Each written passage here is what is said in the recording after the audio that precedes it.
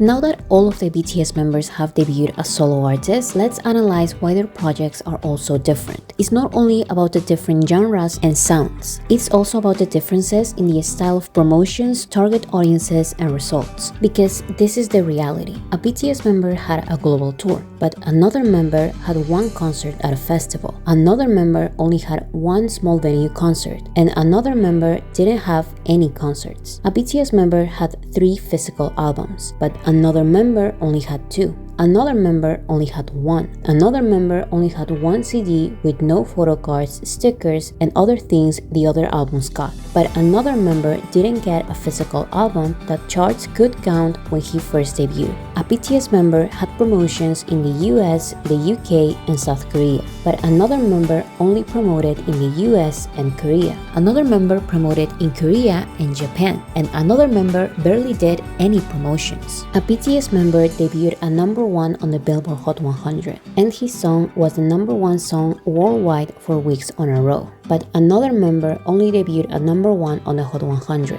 Another member almost entered the top 50, but another only entered the top 100. When you phrase things like this, conflict awaits. Fans complain about unequal support by the label, unequal support by fans, and of course, unequal results. But I think these comparisons are unfair and at this point, malicious. Because if you really think about the intention of each project, you can see the different visions the BTS members had for their solo music careers. If you really want to measure promotion efforts and success, let's talk about how each promotion schedule helped gain the attention of their specific target audiences. And let's also realize that some promotions are actually counterproductive for some members but beneficial for others. You may think I'm crazy, but sometimes a number 1 on the US can hurt an album's chances to be consumed by certain audiences. Of course, other times it can help the project, but it all comes down to the artist's vision and target audience. So I'll try to explain why I don't think any BTS member, song, or album has been sabotaged by Big Hit, Hype, ARMY, and much less BTS. After analyzing every single piece of promotion, I actually think that every promotion decision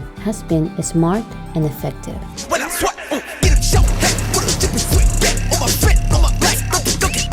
The member who started the BTS solo era was J-Hope. Like the other members part of the rap line, J-Hope released his first solo project as a mixtape. This is not his official solo debut. Hope World and the other solo mixtapes did not have official promotions, but they were shared on social media by Big Hit. These type of projects were side projects shared for ARMYs as a gift or as extra free music. This is important to highlight so we can understand why some BTS members do certain promotions and not others. Confused ARMYs and J-Hope solo stands can say that J-Hope's Jack in the Box debut album was sabotaged by Big Hit and Hype because it was released with no physical versions and no performances in Western TV shows or K-pop shows. These 3 things are expected in a regular BTS promotion schedule, but this is J-Hope's solo career. So look at what he did do and conclude what new audience he wanted to attract. For what I can see, J-Hope wants his debut album Jack in the Box to be a long-lasting record listened to not only by ARMYs but also by global fans of hip-hop. People who are actually interested in hip-hop as a genre. Oh, J-Hope! He got ambitions to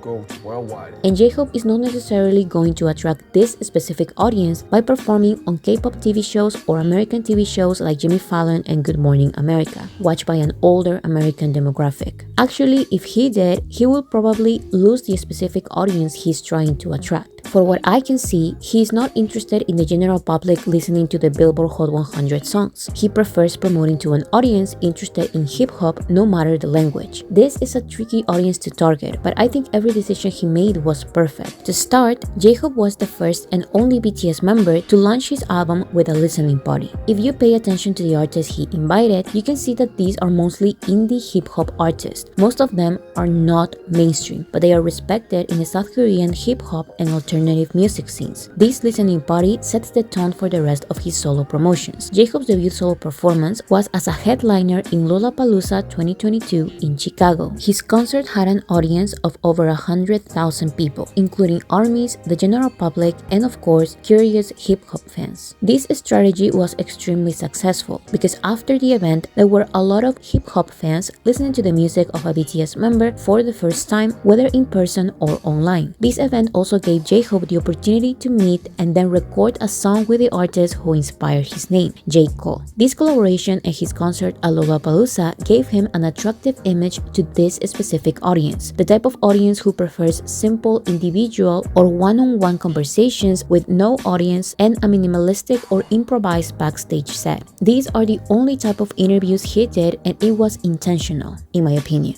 The only exception was his interview at the Seasons, but this is also very strategic because this is not a K-pop show watched by K-pop fans. Unlike K-pop shows, the Seasons has long interviews with no rehearsed answers by idols doing aegyo and an ending fairy and performing a choreography with playback. For this same reason, the interviewees, the performances, and the audience watching the show are different. Thanks to this, J-Hope has the freedom to do a more personal performance he wouldn't be able to do on a K-pop TV show. The last thing to note about J-Hope's solo debut is the pace of promotions. He didn't do every interview and performance the first 2 weeks of the album release. This could put his Billboard and Korean charts positions in risk, but that's okay because that was not his goal. He actually performed in Lollapalooza 2 weeks after his album release, and he continued with promotions with months in between each promo. Almost 5 months after the release of the album, he performed at the 2022 Mama, which let him do a unique stage with no choreography. Then, 6 months after his debut, J-Hope performs at Times Square New Year's Eve. 7 months after his debut, he releases and promotes his J-Hope in the Box documentary on Disney Plus and has an interview on a popular YouTube channel. 9 months after the release of his album, he performs and has an interview on the Seasons. As you can see, the promotions are focusing on longevity more than on day one success, so J-Hope's records reflect that. Here comes the biggest complaint. When J-Hope released Jack in the Box, the physical album did not come with a physical CD. They came with most small things you would get in a regular BTS physical album and a QR code to listen to the songs on the Weverse Albums app. This code replaced the CD, and for that, it did not count on Western charts like Billboard. Since this was the first time BTS did this and the Weverse Albums app is a new app by HYBE, people accused HYBE of affecting J-Hope's debut numbers, of purposefully sabotaging him just to promote their streaming app. But again, look at J-Hope's overall promotions. Every interview or performance was far apart. This doesn't mean that the promotions are bad. Actually, these type of promotions are very common with Western artists because they are less exhausting for both the artist and the audience, and it can improve longevity. It's true that he released his debut album almost exclusively on digital platforms, but 6 months later, he released a well-produced vinyl record, and now, more than a year after the debut week, he released physical albums that count toward the Billboard charts. These are the type of promotions you have when you want your album to be discovered and remembered by fans time and time again over the years, not just the first 2 weeks. This helps with longevity and helps his desired audience, hip-hop listeners, have multiple chances of discovering his music.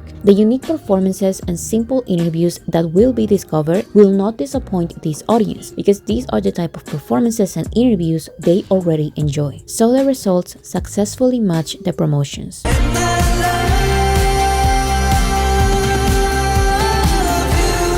Next, we have Jin's solo debut single, The Astronaut, which he released as a See You Later song before going to the military. The biggest complaint I've seen about Jin's debut is from solo stans saying that this is not a proper debut because most members had album debuts, but Jin only had a single. The assumption is not that Jin decided to release a single, but that HYBE and even BTS are at fault because Jin said that he wanted to go to the military earlier during the summer, right after the end of the Proof promotions in June. Therefore, according to some people, Jin was forced by the other BTS members and their label to wait until October for their unexpected Busan concert. So he had no choice other than to go to the military on the winter and quickly release The Astronaut after being busy with everything. This gave him only days to promote his song, so there were no interviews in America and no music shows in Korea. He only performed as a guest artist in Coldplay's concert in Argentina. However, you don't need to be a genius to realize that that the astronaut was not made for the general public's consumption. Like Jin said multiple times, he wanted to make one song for armies before going to the military. He talked to Chris Martin from Coldplay about the kind of message he wanted to transmit, and Chris Martin produced the song specifically for Jin. This was not meant to be an official debut with a non-army audience in mind. This doesn't mean that it was an abandoned project. The Astronaut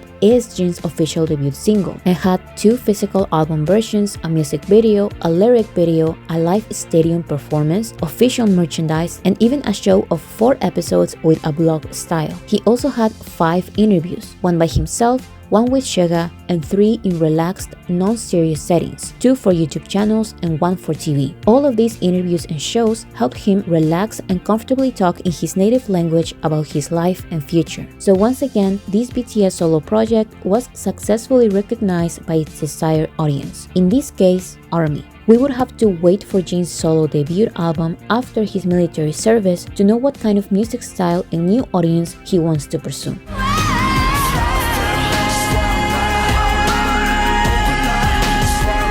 The next BTS member to officially debut was RM with his album Indigo. What I've seen people saying is that ARMYs did not support RM's debut like we supported the other solo debuts. But once again, pay attention to the type of audience who is actually listening and RM is promoting to. As part of Indigo's promotions, RM accepted only 4 interviews, all of them in the format of a long conversation. These were for the Sex Sense show, hosted by an American interviewer he trusts, the P6 show, hosted by comedians who interview mostly hip-hop artists and who Namjoon is a fan of, Sutrita, hosted by his BTS bandmate Suga, and KBS News, a pretty serious South Korean news show. Namjoon chose these 4 shows wisely, and he made sure ARMYs knew why he really wanted to do these interviews only. This is the only YouTube promotion for my whole album. Why? I've watched every show. When it comes to interview, what popped up in my mind first was you. I told the label that if I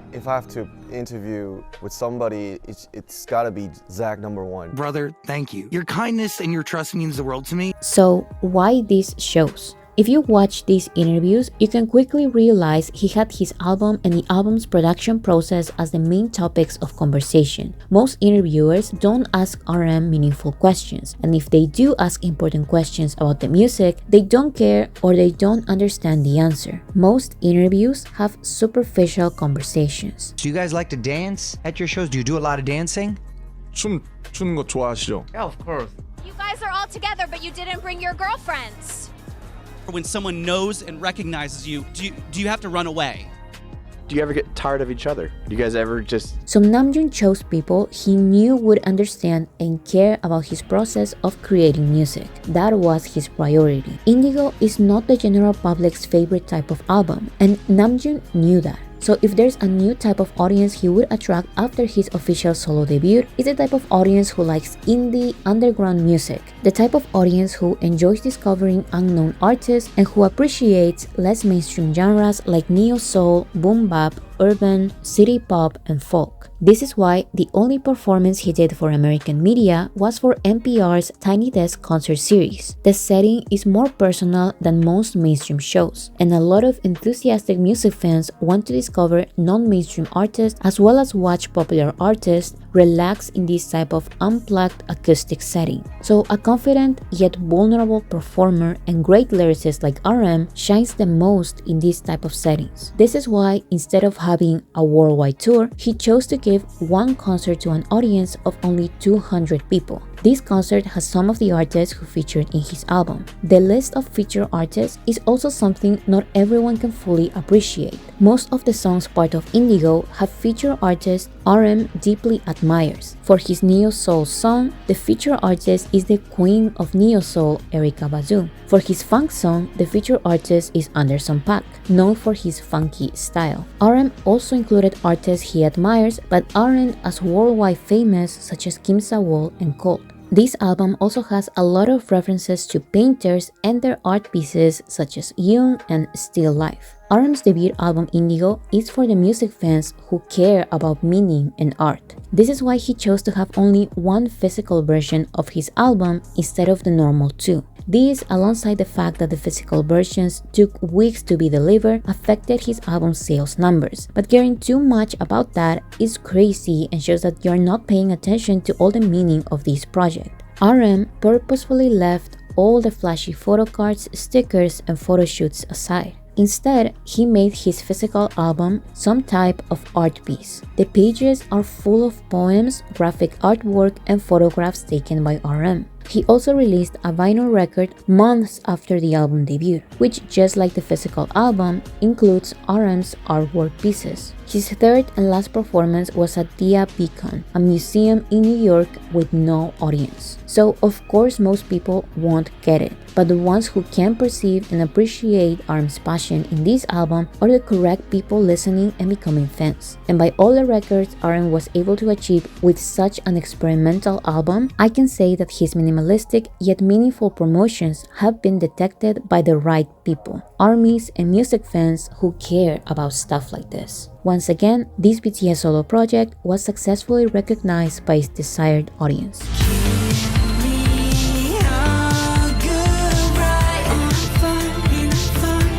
The next BTS member to officially debut was Jimin with his album Face. Face is a pop album, and its promotions were a little closer to a regular BTS promotion schedule. Jimin released teasers for the pre-release single Set Me Free Part 2 and the main single Like Crazy, which he released alongside the full album. This schedule is similar to J-Hope's schedule, which also included teasers and a pre-release single before the main single. On the other hand, RM released teasers and music videos for a main single and a follow-up single, as well as a surprise music video for a B-side which became an OST. It's important to note these differences, because although some promotions like Jimin and J-Hope's are similar in some aspects, that doesn't mean that they are targeting the same audiences. Like I said, J-Hope's album was targeted at a global hip-hop audience, but Jimin's album was targeted at a global pop audience. And for that, promotions in a show like Jimmy Fallon work better. So Jimin was a main guest at the Tonight Show starring Jimmy Fallon, where he had an interview and performed his main single. We also need to highlight that Jimin's interview was mostly in English, so he had to practice most of his answers since he doesn't dominate the language. But this decision of taking the challenge of speaking English made sense since Jimin's main single being promoted in America was the English version of Like Crazy,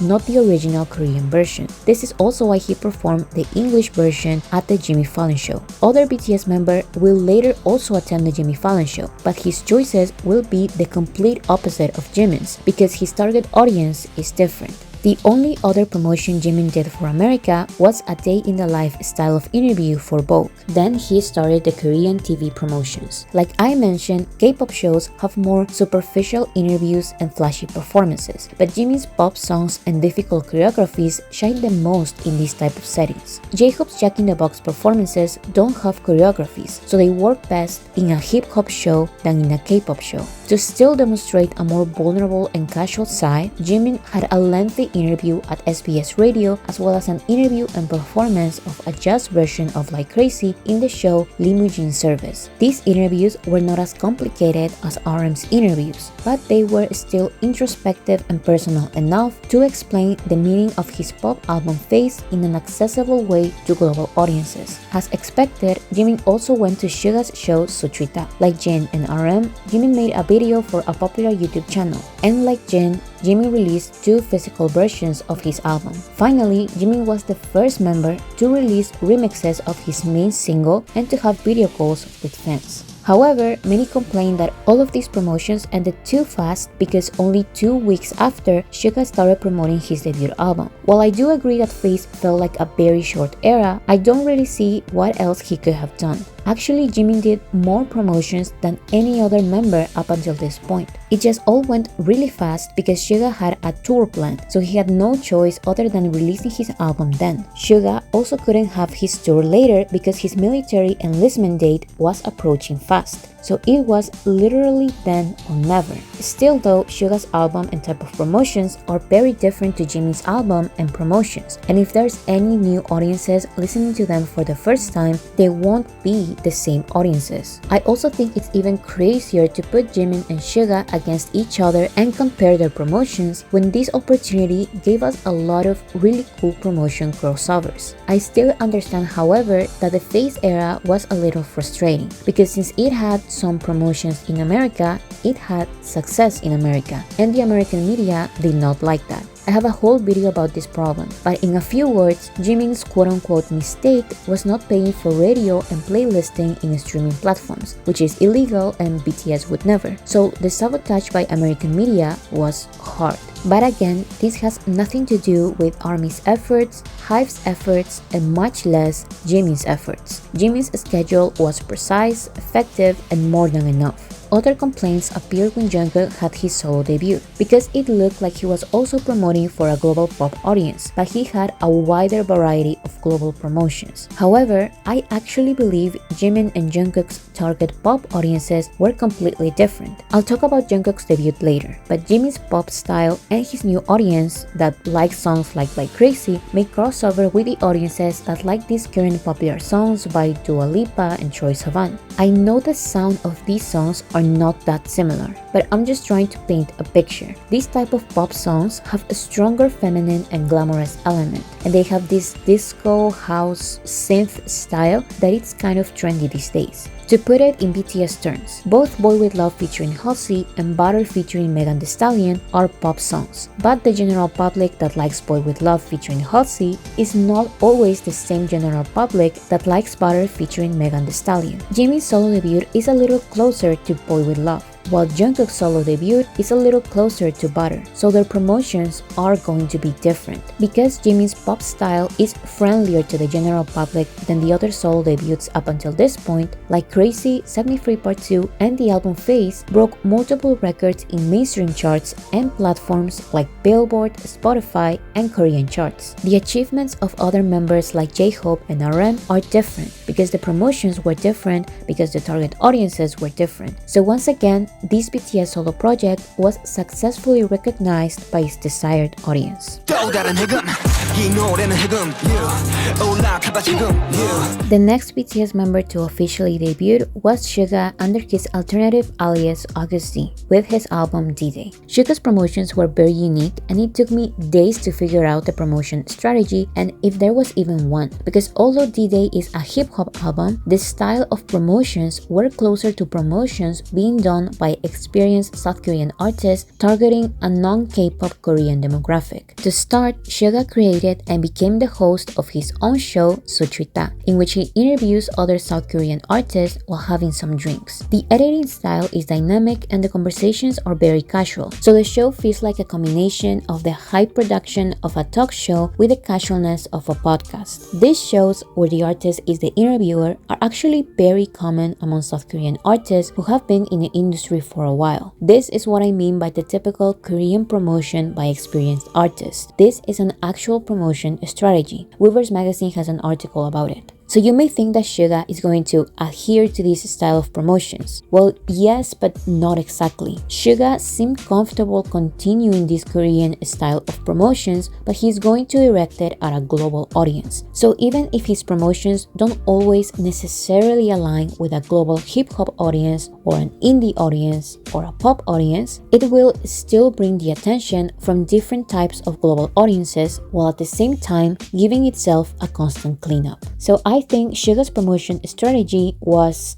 if you're open-minded and you like me and my music, good for you. And if you don't, I don't care. I'm serious, you just need to look at everything he's done. First, Suga released his pre-release single, People Part 2, which is a collaboration with IU, a beloved singer in South Korea who also has her own show. As part of the People Part 2 promotions, Suga hosted his own radio show and was a guest star at IU's show a couple of days after the song release. Both the song and music video are very calm, and I can sense the Korean concept of Han, which is common in South Korean music and BTS songs like Spring Day. The music video even has an ending scene in which Suga explains the sentiment of the song. So although it's hard for this song to be globally successful with the general public because it's not flashy, it doesn't have a choreography, and the explanation scene makes the video too long for mainstream audiences, its message, style, and feature artists work with an older Korean demographic who doesn't necessarily listen to K-pop. While the promotion for People Part 2 is friendlier to this Korean audience, the main single Haegum is friendlier to a global audience. The high-budget music video with a strong storyline immediately got the attention of global hip-hop, K-pop, and even pop audiences. Haegum is a hip-hop song with aggressive and fast-paced raps, which is what most people expect from an Augustine music video. So now Suga has the attention of a South Korean audience and a global audience, but the third single, Amygdala, will focus on his biggest audience, ARMY. This song and music video are extremely personal to Suga, and they explain a traumatic event for him. The song's lyrics and theme are painful and explicit, so the music video has an age restriction. While it doesn't feel right for many ARMYs to use this single as part of a promotion schedule with a strategy and a target audience in mind, I think this trilogy of videos can once again get the attention from people who are actually interested in the story Suga is trying to tell. To truly get his music, you need to care enough to go out of your way to find his story, motives, and style of storytelling. This is why, just like J-Hope, Suga decided to also have his own documentary on Disney+.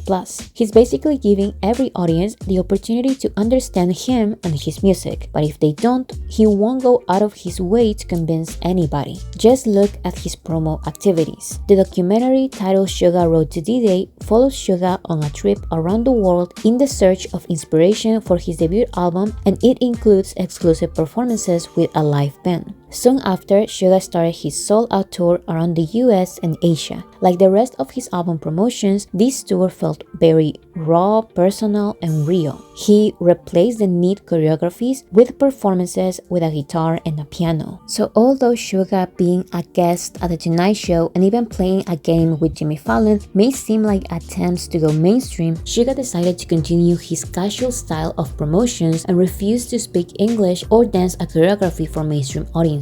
He still put himself out there and accepted many interviews for different radios in America. But by choosing to speak his native Korean and have a translator on his international interviews, Suga prioritized the meaning of his album and his true personality. So only the ones who are not bothered by reading subtitles will be the right new audience listening to his music. This BTS solo project was successfully recognized by its desired audience.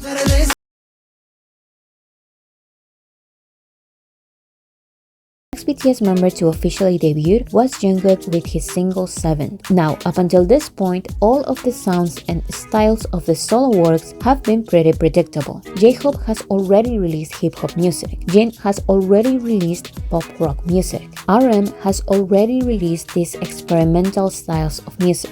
Jimin has already released pop music. And Suga's album is the third part of a project going on for years. But Jungkook's 7 came as a surprise to some ARMYs because it's not something many would expect from BTS. To start, 7 is a pop song of the UK garage genre, and it has two main versions. A clean version about wanting to spend every moment of every day with one's lover, and an explicit version which expresses a more sexual desire. Combine this with Jungkook's commercials as a new ambassador for Calvin Klein and 7's promotional campaign, and you can see a clear new image of Jungkook as an artist. Both versions of the song feature the American rapper Latto, and the music video features the South Korean actress Han Soo-hee as Jungkook's girlfriend. The promotions were focused on 3 countries: the US, the UK, and South Korea. In the US, Jungkook had an interview and performed 7 on the day of its release in New York as part of Good Morning America's summer concert series. He then had interviews with Spotify and radio shows like Odyssey Music, The Elvis Duran Show, SiriusXM, C100 New York, and iHeartRadio. In the UK, Jungkook had an interview and performed on BBC's The One Show and on BBC Radio 1's Live Lounge. In South Korea, Jungkook only performed in the K-pop music show in Kigayu, but that one performance was enough to make Jungkook the most awarded K-pop soloist this year across different K-pop shows. As well, Jungkook released 3 EPs of remixes: the weekday version, the weekend version, and the Alesso remix. The physical CDs were produced by Hype America, and they did not have the regular style of a BTS single album like Jin's The Astronaut, for example. Instead, this CD was a simple CD, more common in the US. This is nothing new. BTS has already released simple CDs, vinyls, and cassettes like this for their US singles. This style of promotions in the US helped Jungkook become the second BTS member to get a #1 song on the Hot 100 as a solo artist. In a few words, Jungkook's promotion schedule included a lot of the activities artists do to make their song go mainstream. However, because the song is explicit,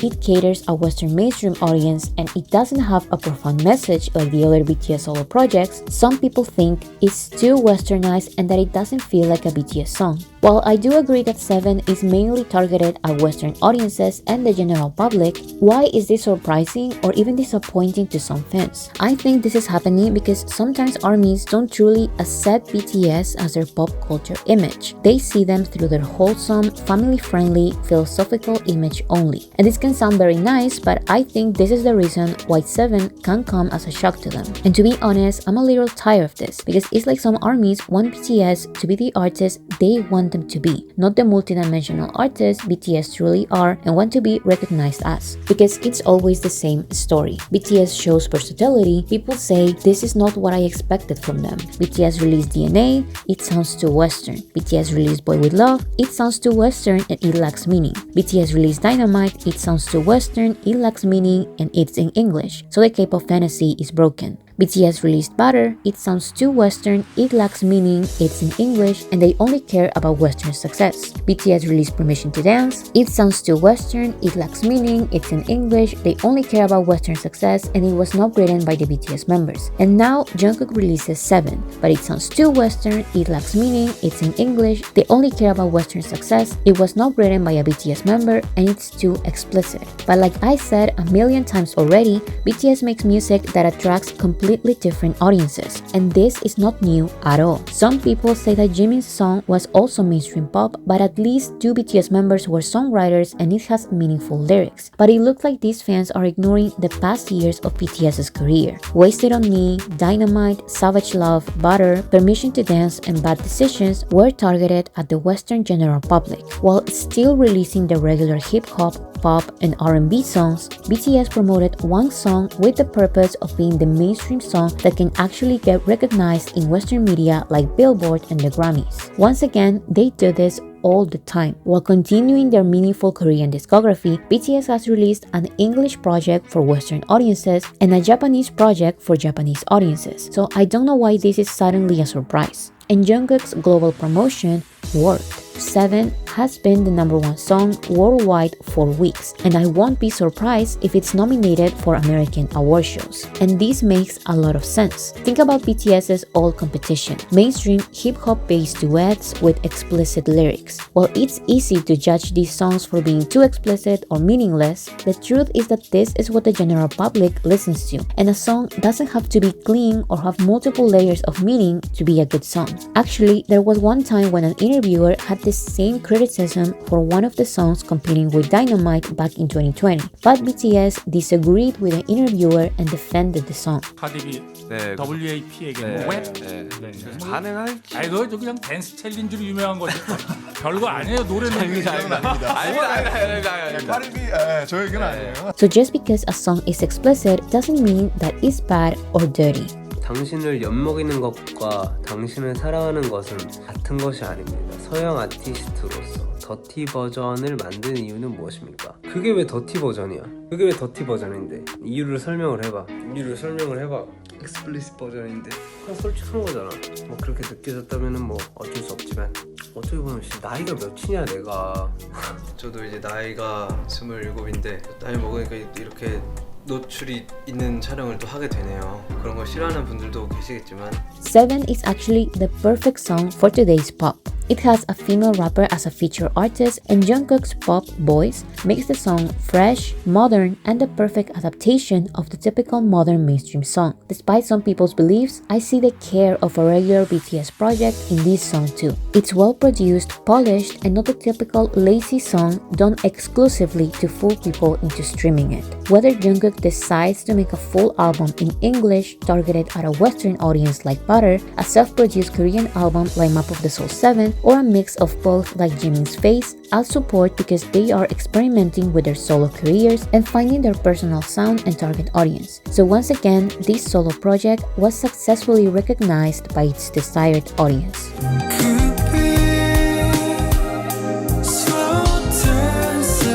The last BTS member to debut as a solo artist is V with his album Layover. These promotions have started not long ago, but we can already see what kind of audience Taehyung is promoting to. However, complaints by solo stans were out before the album was out. They claim that the label is purposefully not doing any promotions and that Taehyung is doing everything himself by sharing his projects on social media. This idea that HYBE is constantly trying to sabotage the artist that brings them the most money is pretty silly, but it's funny how it's always the solo fans who complain about favoritism. Just like every BTS solo project, we need to understand and accept that their music is different. Layover is very different to all of the BTS solo projects, so the promotions are going to be very different as well. Just like most of V's music as part of BTS, Layover is R&B with elements of soul and pop. Therefore, the performances and interviews will fit the promotions for an R&B project. So don't focus on every mainstream promotion Taehyung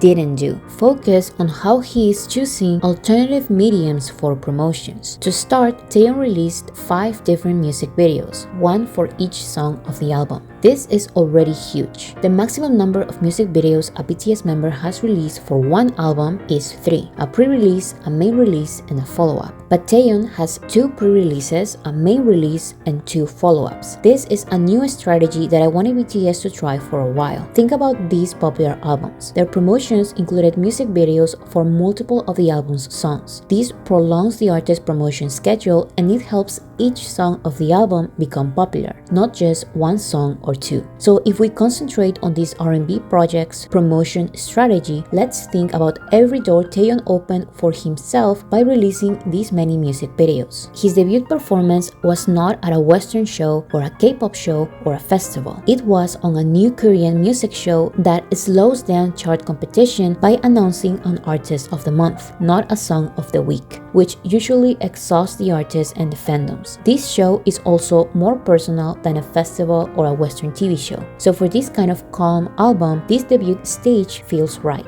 On K-pop shows, artists normally perform 1 or 2 songs, 3 being the maximum number of performances. But this specific K-pop show let Taehyung perform 4 of his songs at once. Why am I mentioning this? Because the only reason Taehyung was able to perform his entire album on K-pop TV shows was because he released music videos for the entire album. For Inkigayo, he performed the main single Slow Dancing and Rainy Days. For Mnet, he performed Slow Dancing and Love Me Again. For Music Band, he performed Slow Dancing and For Us. And for N-Pop, he performed Slow Dancing, Love Me Again, Rainy Days, and Blue. It's genius. Taehyung was able to promote his entire R&B album on K-pop TV shows. This is the first time an artist has done this successfully. But it doesn't end here. Taehyung did not only choose this new K-pop TV show with less than 60,000 subscribers as an alternative medium. He also was one of the first artists to perform on the new series Tiny Desk Korea. This is a new show part of NPR's Tiny Desk concert series, which features only South Korean artists. But Taehyung's performance was released on both Tiny Desk Korea and NPR's Tiny Desk concert. So he is, in a way, promoting his Korean R&B album to a global audience. Finally, Taehyung became the first member to promote in Japan.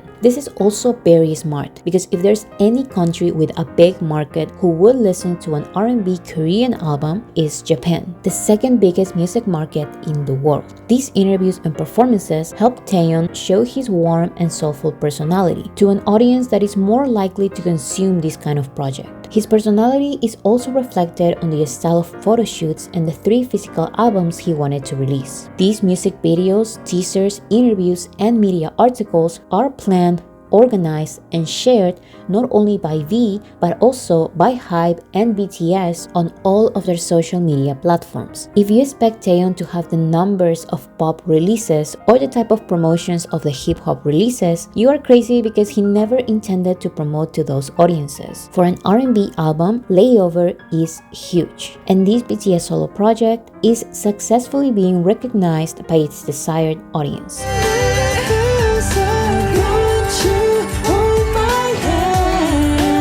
Let's not forget that although BTS are on their era of solo music, they are still releasing music as a group. After the solo promotions started with J-Hope, BTS promoted their song Run BTS. They released The Planet, an OST song for an animated film, and they released Take 2 as part of their 10th anniversary celebration. Just like every other solo project and group project, these songs have different sounds, so they have different audiences, so they have different promotions. Run BTS is a song that is friendly to K-pop audiences. It's fast-paced, it has a choreography, and it shows a ton of energy. So they released a dance practice, performed it at their Busan concert, and released a lot of TikTok videos with K-pop artists. The Planet is a song for an animated series about a young idol group with superpowers. So the genre is pop and the style is simple but energetic. The music video and promotions are all related to the show, and they have a younger audience in mind. Take 2 is the classical letter song for ARMYs. It was written and produced by BTS members, and it has the classical BTS sound when it comes to slow pop, R&B, ballad songs. Like I mentioned before about V's project, this style of songs actually work pretty well on Japanese audiences, so it debuted at number 6 on the Billboard Japan Hot 100, with no music videos, remixes, or anything. But it's pretty clear that the main audience for this song is ARMY, so it charted well on pretty much every global chart. Basically, every one of these songs had the right promotions for each of their audiences. We need to see the solo projects and their promotions like this too.